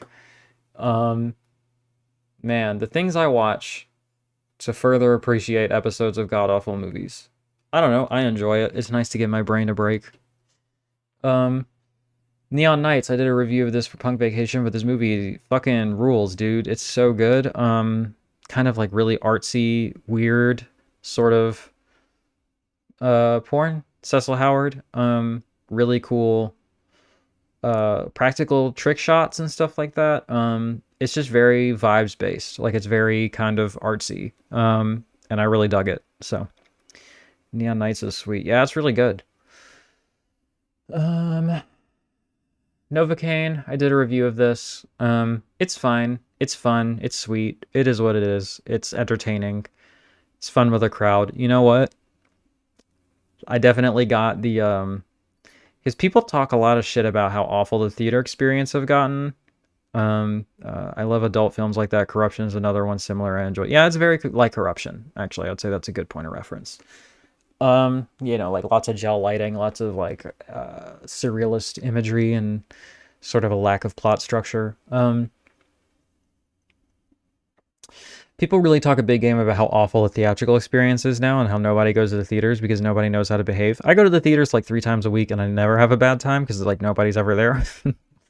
At least not at the times that I choose to go, I guess, because I do tend to go before work. So like kind of late morning, early afternoon on weekdays. And then, I go on weekends too, but even then there's not a ton of people there. And I'll go on Tuesdays because it's a discount day and there's just still not a ton of people there, Yeah, earlier you go, the better. I would probably agree with that. But people talk a big game about how awful the theatrical experience has gotten, and that just hasn't been my experience, but let me say, at this one, there was some kid, there was some kid who was playing with a laser pointer,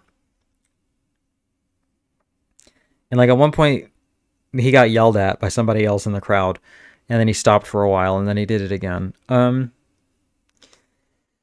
I heard some people talking after the movie and they were all like so frustrated, and this girl was like, if the movie wasn't so good, I was gonna fucking like get up and yell at this person.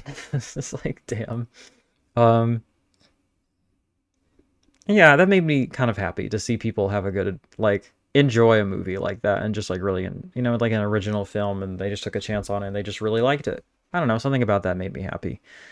But it didn't make me happy that somebody decided to ruin it for everybody and like, for what, like it's not even a good bit, like I think this is why the theater I went to, they don't let anybody in under 17 after 7:30, which is it kind of felt like a crazy decision to me at the time, but this was like a 6:50 screening and I'm just like, that feels like that probably could have been prevented. I don't feel like anybody who's a whole ass adult is doing that, um have I been seeing what's going on in those Minecraft screenings? It's crazy. Um, yeah, like people losing their minds at Chicken Jockey or whatever. I swear, dude, you couldn't pay me to go see that movie, I feel like I should go see it because it would probably do well if I did a video on it and like it might be funny for me to like hate it, but like I don't know anything about Minecraft. I don't know what I'm gonna get out of it, I don't I don't want to see it. Like it doesn't interest me at all, So, I don't know. Pluto, can you please stop? Can you please stop doing that? It's really weird and can't be healthy. We couldn't pay you to see it. Is that a challenge? I mean, if someone paid me enough money, genuinely, you know what? Fuck it. If we hit our goal tonight, I'll go see the fucking Minecraft movie. How's that? How's that for a bargain? Keep in mind that the thing is off. We're actually only $70 away. If we hit the goal, 100%, $70 more.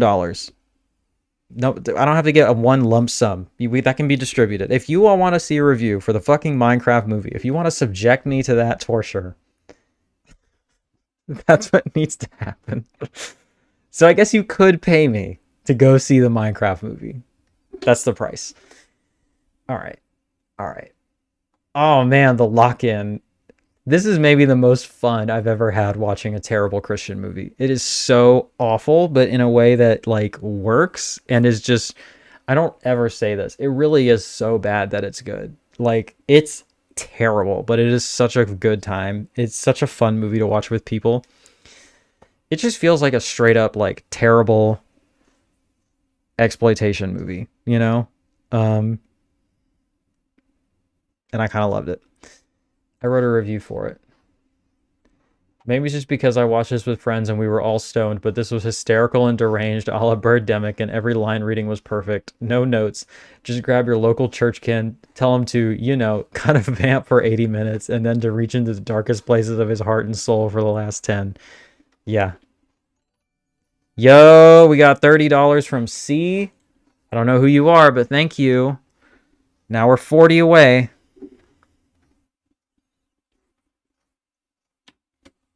$220, then I'll go see that fucking bullshit.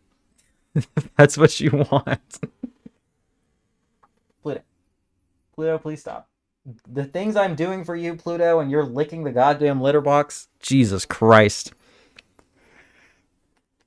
C, I don't know who you are. Make yourself known. I appreciate you. Thank you.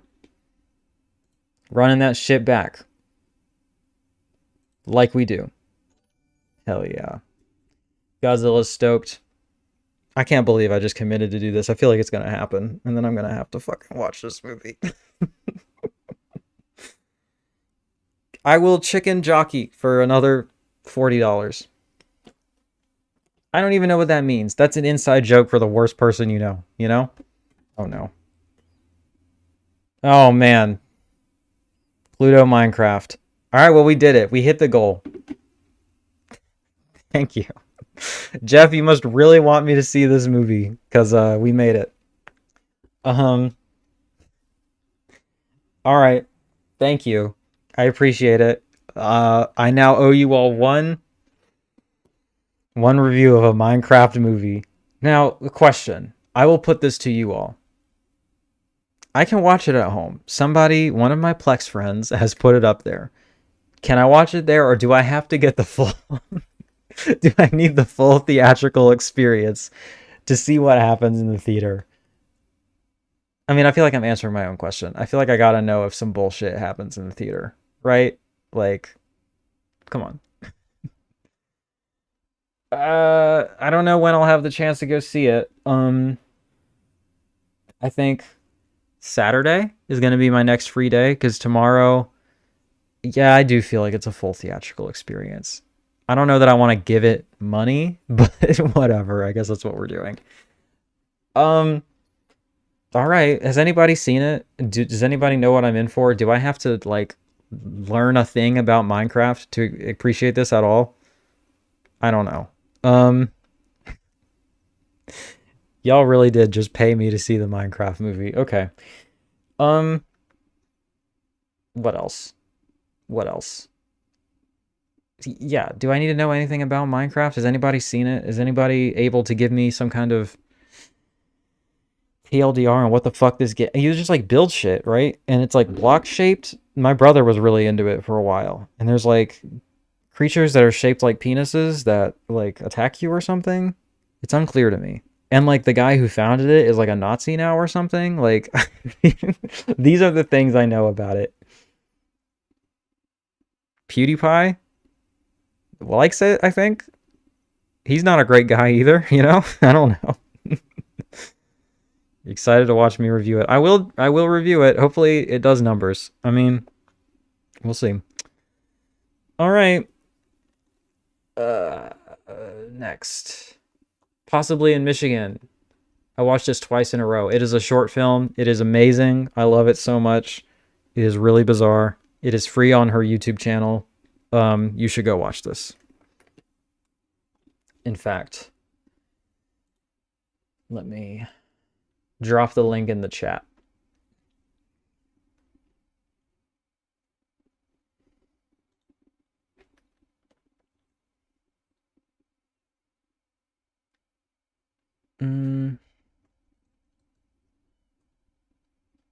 Are you possibly in Michigan? Or are you actually in Michigan?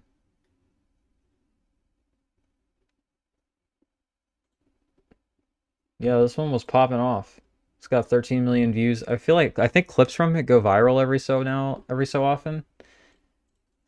Don't go away from this stream, but after the stream, you should watch this because it's delightful. And then Beneath the Skin, I maybe liked even more. It's fucking crazy. Um, I think the director like killed somebody. Oh yeah, I do have your address, don't I? um, the director's like boyfriend killed a woman and like kept her in his like closet or something, and they were dating the whole time this was happening, and this is like her recounting that experience with like some like kind of horrifying visuals and stuff. It's really weird, dude. Like it's out there. But it's really good. Yeah, her films are really cool. Pluto, why are you doing this? Why are you doing this? Why are you doing this? You ate, you have water, you have things. There's no need for this behavior. It's not really a documentary. It's kind of like an essay film, I guess. It's like a sort of experimental short about her own experience. Um, Next, The Day the Earth Blew Up, a Looney Tunes movie. I reviewed this as well. I love this movie so much. I love it more the more I think about it. It has crept up my list of my favorite films of the year. I just think it is so delightful and so funny and so beautifully animated, and I adore it. And I believe it is on streaming now. So go check that shit out. Um, the theater was the place to see it, but just seeing it is good. You can rent it. What is it on? Oh, it's not streaming yet, but it is rentable. So do that. It's really good. I love it so much. Okay. Then I watched Beneath the Skin again. What does my review say? Genuinely chilling stuff. Yeah, I would agree with that. I would agree with my own take. Godzilla Minus One, a friend of mine came over and we watched this because they thought they had seen it already and they hadn't. They were confusing it with the 2014 Godzilla. But we watched the black and white version because I hadn't seen that one yet, and it is on my Plex server, which is accessible at patreon.com/celeste. You can find my Plex server and you can watch this. I wanted to get the Blu-ray edition that had both versions on it, but now that I've seen it, I don't think I need to see it ever again. And on my Plex is fine. I don't need to see it in 4K. I don't think it works as well in color. Again, I think I mean, it's really good. It's not, I very rarely give things 5 stars, and Minus One is not a 5-star movie to me. The original is. Anyway, I feel like the same thing happened with Nightmare Alley, and even then, like, he tried to shoot it for black and white and for color, but I feel like if you're gonna shoot for black and white, you just gotta commit. You just gotta do it, you know? Like Raging Bull or The Lighthouse, like, these films look gorgeous, and they look like they're supposed to be in black and white, and they look really saturated and really inky and kind of, like, contrasty. It looks really nice. This just wasn't quite there. It looks like it was just kind of made into black and white after the fact, which is what happened, you know? I also saw it in the theater when it came out, and I loved it. I mean, 8 out of 10 means I loved it. I think it's great. I love the special effects.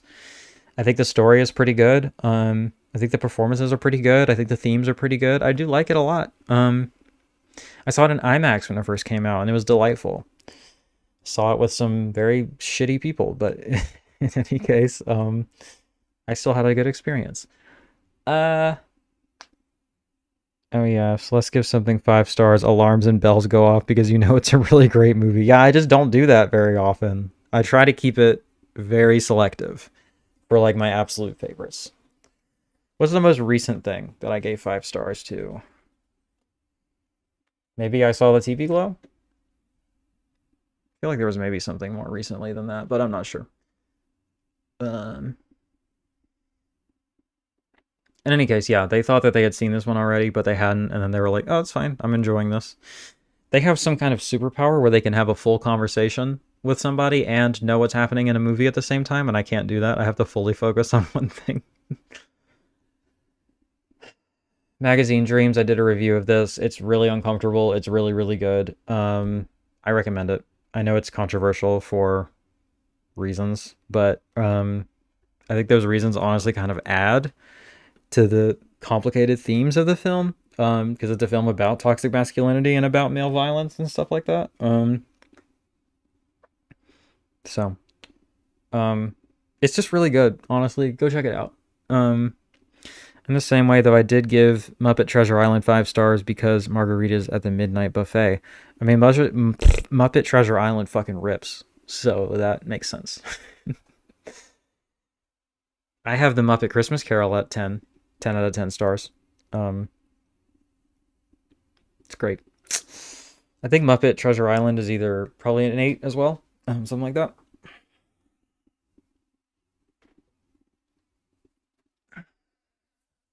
Who is a Jimmy World fan in here? I got this the last time I saw them. They're great. One of my favorite bands, actually. Um, Benny's Bathtub. Hey, Andrew, in the chat, I talked about this with you on your program, The Unwatched Pile. I thought it was pretty good. Pretty strange, weird stuff.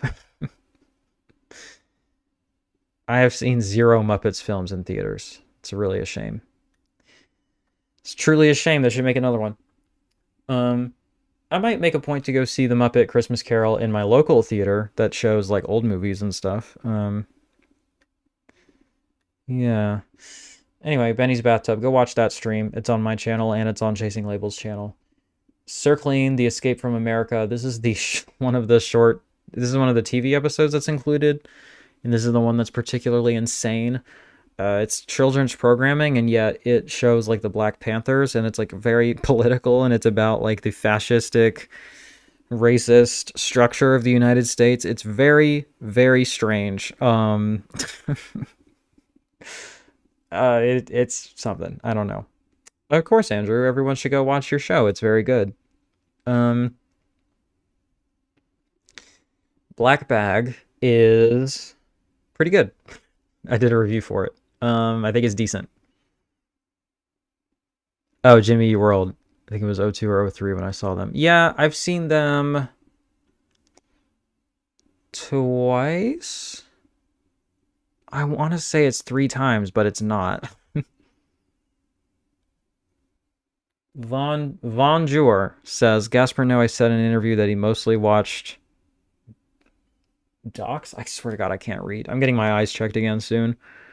I get it now that I've been watching hella docs and feel more fulfilling than a mid-narrative film. Yeah, what are some good docs you've seen recently that you recommend? My favorite documentary of all time is Grizzly Man. But I'm always on the hunt for good documentaries, so let me know what you've been checking out. A lot of stuff can be very, like, straightforward, like talking head stuff, and, like, that stuff is fine, but really good creative documentaries, really do hit different. Anyway, Jimmy Eat World, I saw them 2016 Riot Fest. I saw them at the National here in Richmond a few years after that, probably 2019 maybe, or maybe it was 2021. I don't know, man. Time is a blur, but they're great and I love them a lot. I'd love to see them again. I heard them playing at Riot Fest the second time I went, but I didn't actually watch their set. Anyway, Black Bag is a decent spy thriller that gets the job done. It looks very good. It's very sleek. It's edited very tightly. Decent performances. It's just a fun movie that does exactly what it sets out to. Check out my review on it. Ash, I didn't like. It's okay. It's not that good. I also did a review on this. I wish I liked it more, but it didn't hit for me really at all. Which is unfortunate, but it is what it is. Can I move you a bit? Oh, I'm silly. There we go. Okay. Yeah, Flying Lotus directed film. I did a review on it. Check that out. It's fine. We Kill for Love. I know I need to see that one. I do have it. Okay.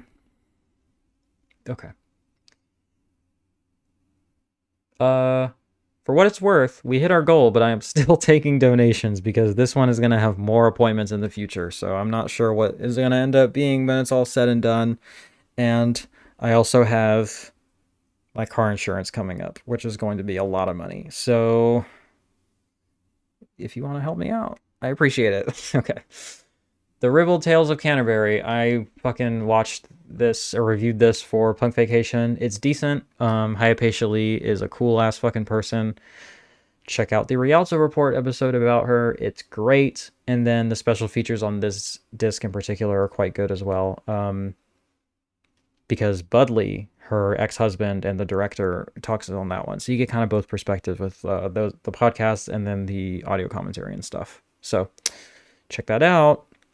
But it's fun. It's kind of like, it's the Canterbury Tales, but it's porn. So, it's a little bit higher budget. It's got some fun costumes and some silly sets and some fun ideas, but, it's fine. The Woman in the Yard. I did a review of this one too. I really enjoyed it, actually. I thought it was pretty good.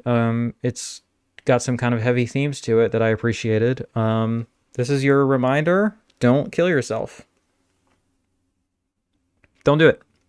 It's not good.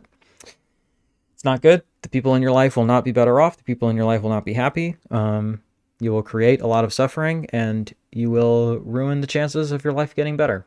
And there are people who love you, who will miss you, and who will be hurt by that. You are a worthy person, and you are worthy of love. And there are people who love you. Okay, that's my PSA. My Crazy Life, directed by Jean-Pierre Gorin. It's about Samoan street gangs in Long Beach, California, and how their street life intersects with their family and immigrant culture. That sounds great. Let me go add that to my watch list. It said it's My Crazy Life. Okay.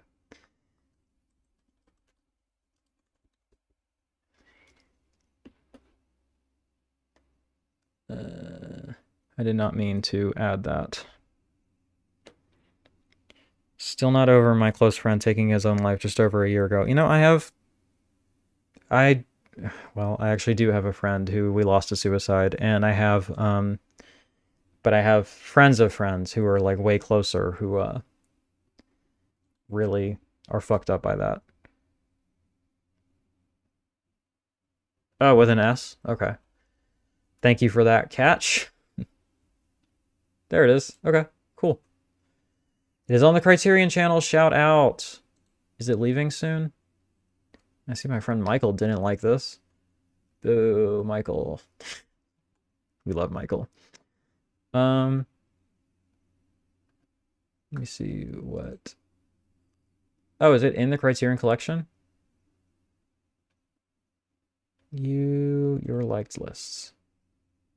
Criterion channel. Janus Film Streaming Library, and it's in the Eclipse series. Okay, cool. As you can see, I have many liked lists to kind of help me parse through the vast Criterion landscape. That's why I put out all those old recordings of the band we were in. Drop that link in the chat, Jeff, and people can go check that out. Everyone go check out Jeff's music and his bands and his creative ventures. They're all very cool. And Jeff is a good friend of mine who supports this channel and my cat. Go check out his bands. Drop that link in the chat. My neck hurts, dude. It's probably because of all the driving I've been doing. And yeah, we're just gonna deal with that. But thank you for the recommendation. I'll check this out. Hopefully when I get a chance. What else has this director done? Nothing that I recognize. I literally, this is not meant to be mean, but I saw Jean-Pierre Gorin and I was like, okay, it's a dude. And then I saw the picture and I was like, oh, it's a woman. Jean, that could be a woman's name, right? Nope. His. Yep. My bad. Princess Mononoke. This is so embarrassing. Okay. I saw this movie in IMAX. Okay. They're redoing it for the new 4K restoration in IMAX. It looks incredible. Okay, it sounds great. The restoration looks gorgeous. It was so cool to see it on like the biggest possible screen. It was just amazing. Like IMAX screenings are so much fun. And I went with a special friend,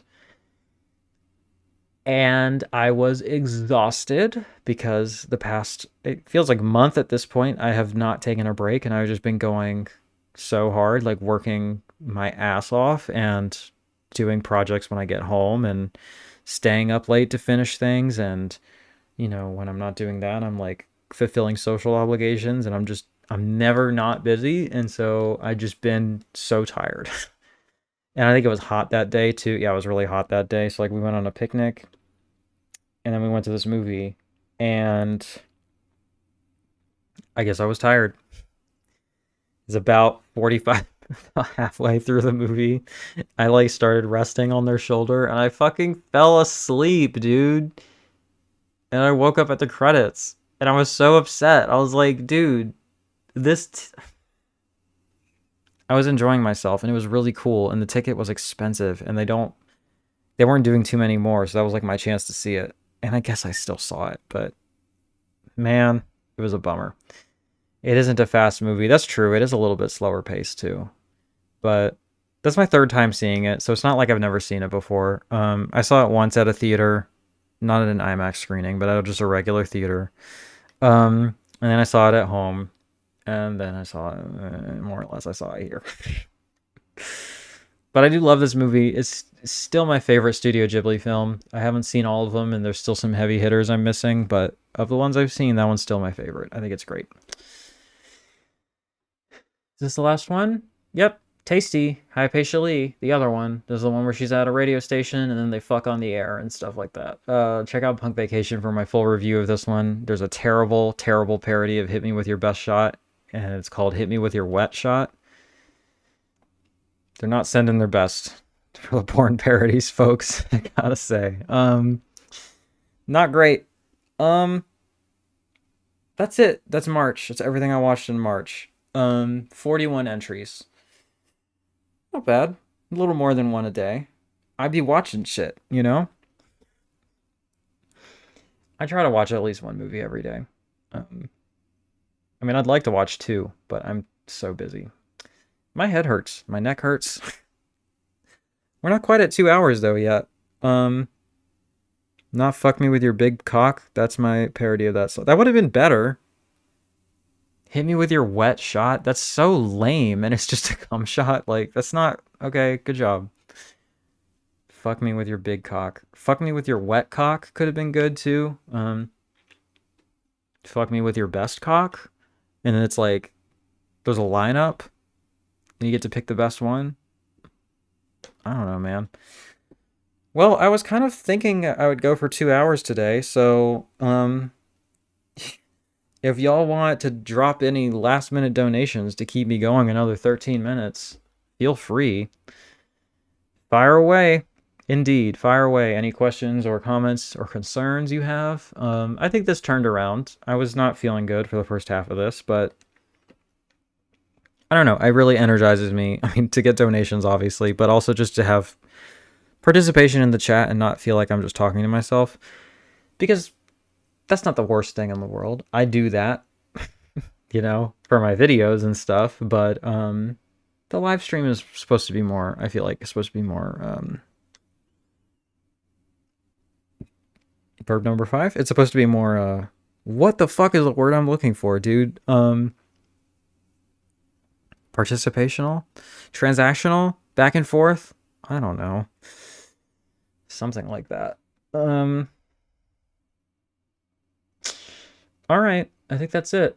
Thank you all so much for watching. Thank you for participating in the chat. We still got 17 people here. That's pretty good. We generally do 20 people, so this was a little bit, just slightly less than usual, but this is still a pretty good turnout, a pretty good crowd. So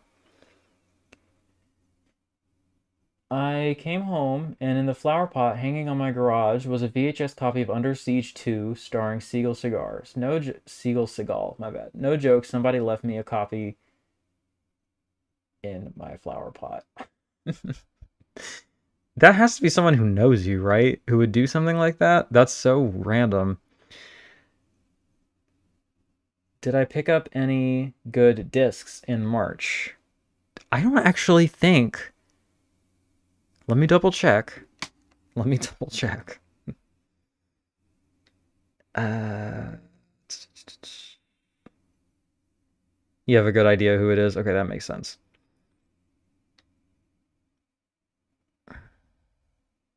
I spent $0 on movies in March, on Blu-rays, on physical media in March. I think that's the first month that has ever been true since I started collecting. So that was kind of crazy. I mean, this one got hit with the vet bill and everything. I think it was just too much at once, and I just didn't have it in the budget I didn't have the energy to go shopping or whatever. The order I placed today is the first order I've placed anywhere in quite some time, actually. Um, Good job, Pluto. I think. What are you doing? Okay. I don't know if you can hear her using the bathroom. Okay, good job, Pluto. That's what that's for. Okay. Um, Less blank documentaries are great. I would recommend Chulas Frontieras or 7 Second Love Affair. That guy has a Criterion box set, right? That's cool.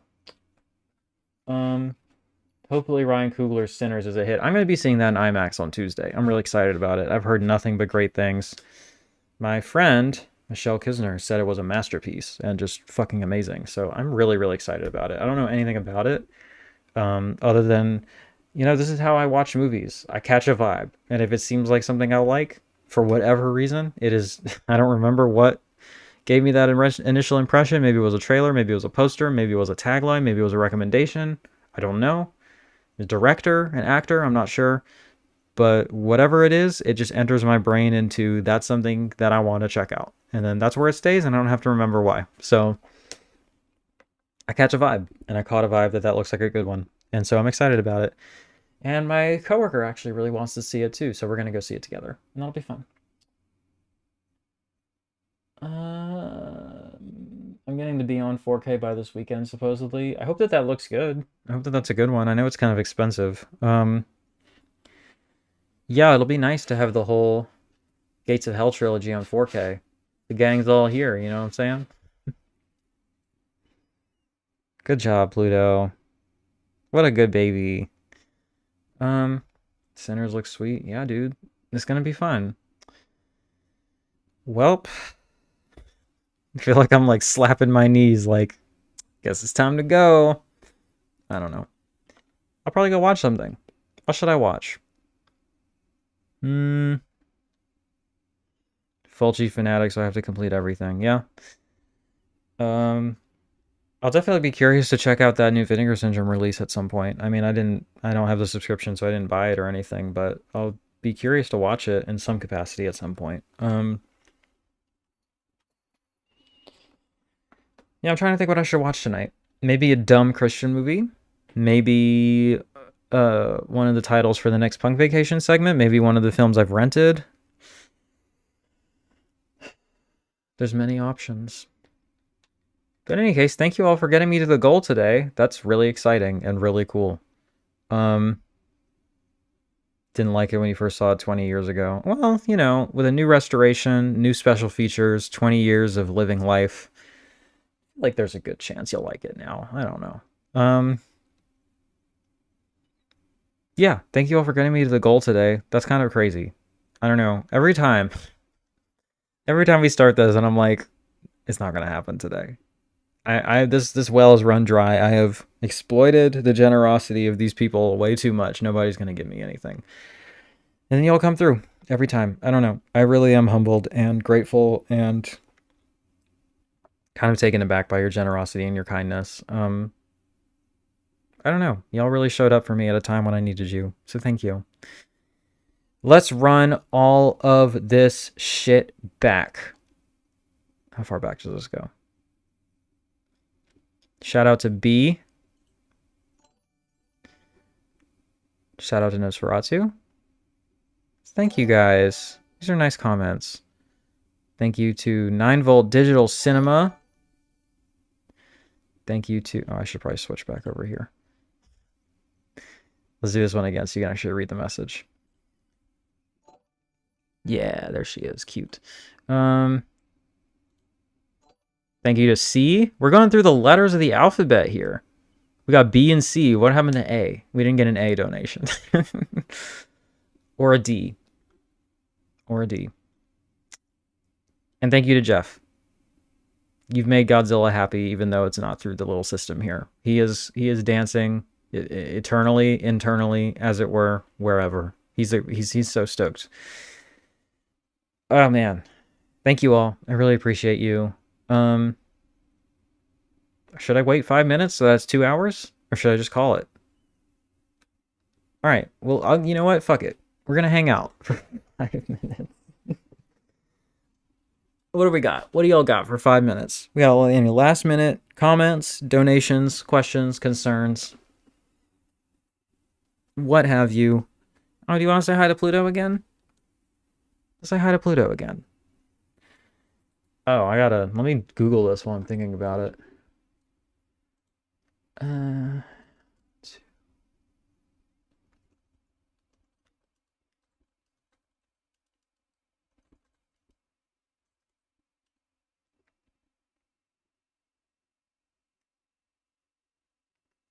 thing it's telling me is not how it's working, but whatever. Pluto, come say hi to your fans.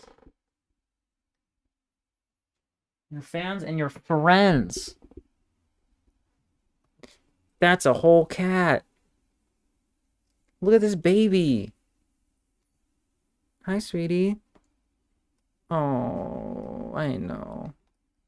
Can you look over there? Can you say hi? Oh, who's that?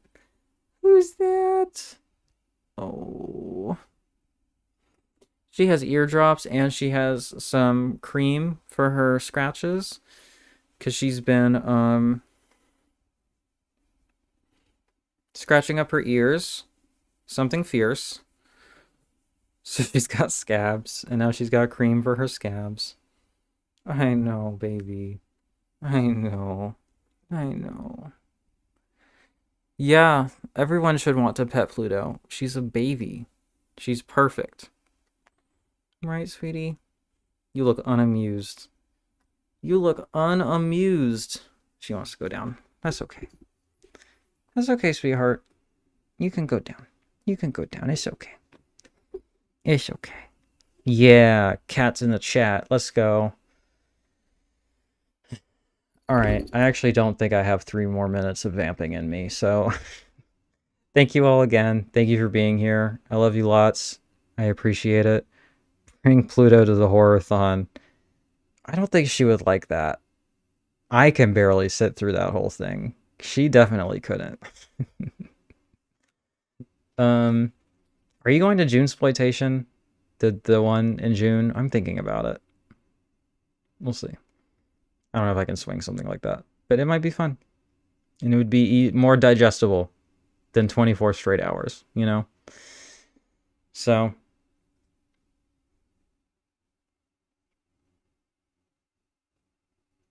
yeah. All right. That's it. Thanks, y'all. Hail Satan. Thank you. Pluto says thank you. Pluto says goodbye. All right, won't be able to. That's a bummer. All right.